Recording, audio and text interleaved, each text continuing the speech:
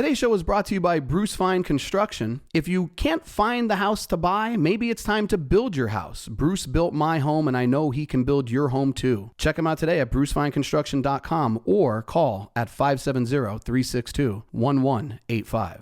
Today's episode is brought to you by Pillar to Post Home Inspectors. Don't buy a home without getting it inspected. You need to use a home inspector you can trust, and that's why I recommend Eric Rubin at Pillar to Post Home Inspectors. If you're buying a home, call the Rubin team today at 570-438-1010. This episode is brought to you today by Whitehall Mortgage. Where there's a will, there's a Whitehall. Buying a home starts by getting a pre-approval, and nobody does it better than Doug in Dallas. Call them today at 570-562-7505 or apply online at whitehallmortgagefinancial.com. Hi, everybody. Thanks for joining us today in the Real Estate Right Now podcast. I am your host, Dave Wychak, and today, I know this is a real estate podcast, and this episode is real estate focused, but really it's almost business focused and even life focused as well, with real estate undertones. We'll say that. But I see this all the time. Because a lot of people, we run a real estate school too. So a lot of people come to us when they want to start a career in real estate. And a lot of them come here because they have a job that they don't like. And they think, well, if I could get into real estate. And for some people, look, myself included, I say this all the time, real estate changed my life. If it wasn't for real estate, I certainly wouldn't be able to live the life I'm living and to do the things I'm doing. So a career in real estate can be a life changer, but there's more to it than that, you know, and if I'm telling you now, if you have a job that you can't stand, you have to be willing to do whatever it takes to get out of that situation. You know, a friend of mine, we were talking about this the other day, and, he sees things very similar to the way I do. And he said, it's funny because people go to a job and they think that that's work. And he says, a job, that's not work. A job is what you do so you can pay your rent, pay your mortgage, eat, live your life, buy gas for your car. That's your job. If you have a job, that's what your job does. And he says the mistake that people make, and I agree, we talk about it, the mistake people make is they get home from their terrible job and they think, oh, finally, I'm home from my job. I could sit down on the couch. I could relax. I could watch TV. I could, go to sleep. I could just kill time. And the truth is, you have to do the exact opposite of that. So if you have a job that you hate, if you have a job that you can't stand, when you get home from that job, you need that job, right? Because it's what you're using to pay your bills. I'm not saying quit your job. You need that job. You need to pay your bills. Nothing's more stressful than not being able to afford the basic necessities of life. So you need that job. But you've got to commit to getting out. And what I'm here to tell you is that when you get home from that job that you can't stand, that's actually when work begins. That's when real work begins. When you get home from that job that you can't stand, now what you do with the next 5-6 hours of your day, that's when you work on your escape. That's when you start taking steps to get out, to do something different. And maybe it's something like taking a real estate class to get your real estate license, or maybe it's some other professional development that you're looking to do. You've got to do whatever it takes to break the cycle and get out of that 9-to-5 hustle, especially if it's something that you're not passionate about and that you don't see yourself doing for the rest of your life. But are you willing to pay the price? And that's where it gets sticky for a lot of people. And it's why people stay in jobs. We see it here a lot in northeastern Pennsylvania, and I'm sure it's similar throughout the country. But we see people... I know people in my life, and I see it all the time, where I think to myself, this person's really, really smart. This person's really, really talented. But are they getting the most out of their abilities? Are they living the life that they thought they would live? I think sometimes I try to hold myself accountable to the 18-year-old version of myself and how I thought I was going, because at 18, I knew all the answers to life. But I think to myself, that guy, that 18-year-old guy who thought he had everything figured out, obviously he didn't, but he had a vision of how he wanted his life to be.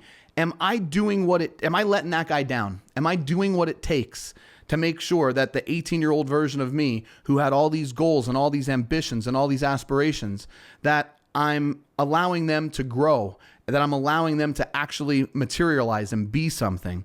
And I see a lot of people out there that they just don't do it. When you take on that when you're home from your job, when you start working, are you able to work long hours? Are you willing to save money? Would you invest 2 years of your life if it meant you could change your future? A lot of people, I don't know if they can. I think they like to think that they can, but I don't know if they will. I see it in real estate. Some people want to come out and they say, look, I want to go full-time day one. All right, but are you willing to take the risk? Are you, because look, sometimes not having a fallback plan is the best plan, because I say it all the time. You'd be surprised at the things you can do and the things you can accomplish when you have no other choice. So, but are you willing to take that risk? Some people, are they willing to make the investment? Because if you come into real estate, you have to spend a little bit of money to make a little bit of money. That's the way this thing goes. And are you willing to do the work? It's wild, because we see it a lot. I call it the must be nice crowd. We see people that are having success, and maybe it's in your same industry, or maybe it's another industry, or maybe it's just a neighbor on your street. And you go, well, it must be nice. It must be nice for them to go on vacation. It must be nice to drive a new car. It must be nice to have a nice house. Well, yeah, but did you guys see the effort it took to get to that point? Are you willing to make the same sacrifices? Would you be willing to take the same risks? I just don't know if a lot of people are. But if you are willing to do it, why aren't you? What's holding you back? And I think about it all the time. People, they say, well, I got this job and I'm making decent money. Ask yourself this question. If you quit your job today in pursuit of something that you thought was better, could you go back and get a job that paid you a similar amount of money without too much effort? And if the answer to that question is yes, what are you waiting for? What are you risking? Get out there and try to actually change your life. And, look, it's true. Are there some people out there that have it a little bit easier than others? Without question. Some people have significant advantages. Maybe they have, some family money, or maybe they have a business that was passed down to them through generations. But it's not impossible to find success. And by the way, those things aren't always the easiest either. But it's not impossible to start from zero.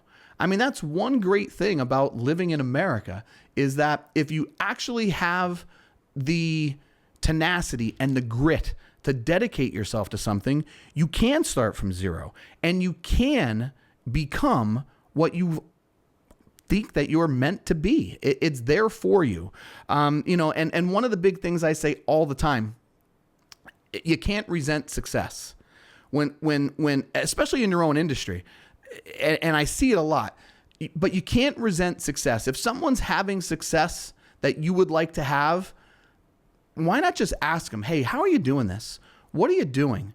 And I know sometimes that can be intimidating, or almost one of those things where it makes you feel bad about yourself. Look, that takes courage. It takes a lot of courage to walk up to someone who's having success in an industry that you're having success in and say, would you mind telling me, or would you mind helping me get to where you are, or give me some advice on things I could do to get my level up to yours? That's a really, really challenging thing to say. And I could honestly say, if anybody, felt that way about me, if anybody wanted to get to where I am and they had questions for me, I'd be willing to sit and talk with anybody to tell them about the things that I do and the things that I try to accomplish in order to get to where I'm going, because I know how hard it would be to even ask someone that question. Sometimes you just have to be willing to take a chance, put yourself out there and say, help me out here. Ask for help, especially if you think you need it. And that's why it's so important to surround yourself with people who will support you along the way. Sometimes it's important to be trying to build something with people that are trying to do the same exact thing as you. If you're working at a company where there's a couple other new realtors and they're trying to have success, work together as a team. It will get you there.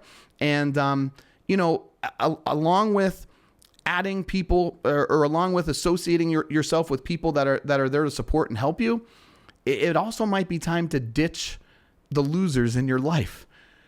look, if your friends are holding you back, they're not your friends. If your friends are discouraging your ambitions, they're not your friends. And maybe it's one of those things where maybe they don't want to see you outgrow them. But the truth of the matter is, if they were really your friend, they'd be there to encourage you. And then who knows, if you did outgrow them, maybe you could help them level up to your level once you get to where they're trying to go. You got to get rid of negative people in your life. You got to focus on what you need to do to be successful. And if you dedicate yourself and you ask for help, I think you'd be surprised how many people out there are willing to help you.